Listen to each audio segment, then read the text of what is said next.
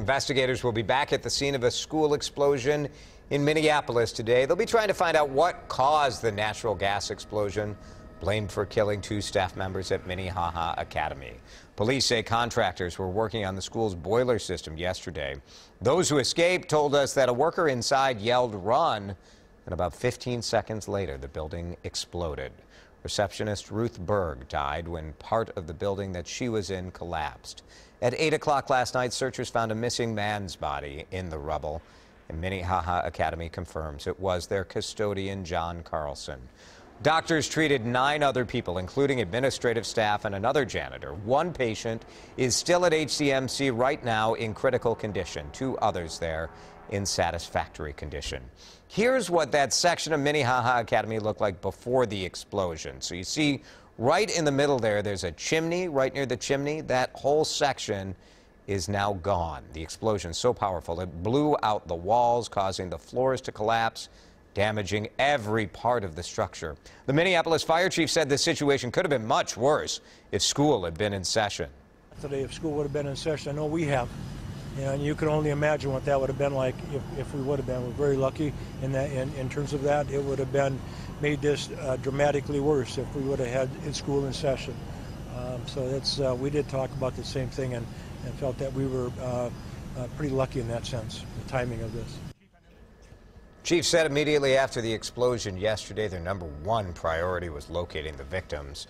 Now that they've completed the search and recovery, they're trying to avoid moving debris because they don't want to disturb anything that could help with the investigation. We do know the NTSB is on the way. They investigate pipeline safety issues. Master Mechanical out of Eagan was contracted to do the work on the pipeline.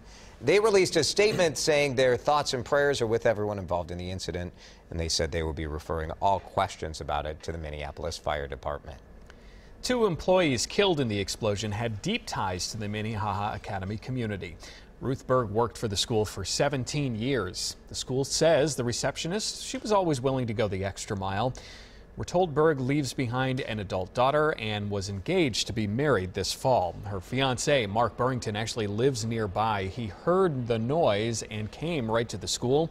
He waited for hours only to learn that she didn't make it.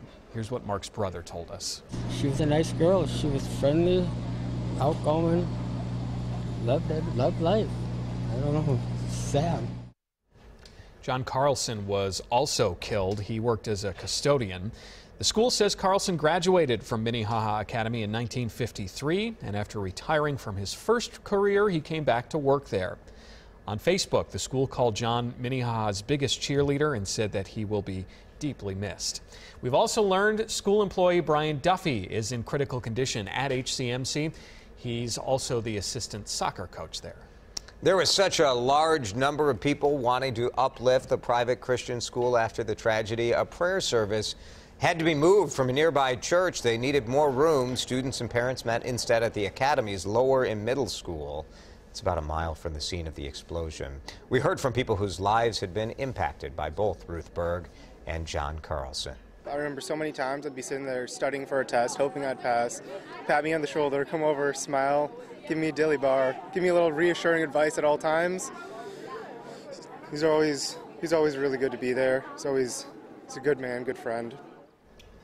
As the prayer service wrapped up, an emotional reminder was waiting outside for students and staff. Some people handed out dilly bars, brought some students to tears. John Carlson, known for handing out those treats at the upper school. Nice touch. Stay with WCCO 4 News on TV and online for continuing coverage of this deadly explosion.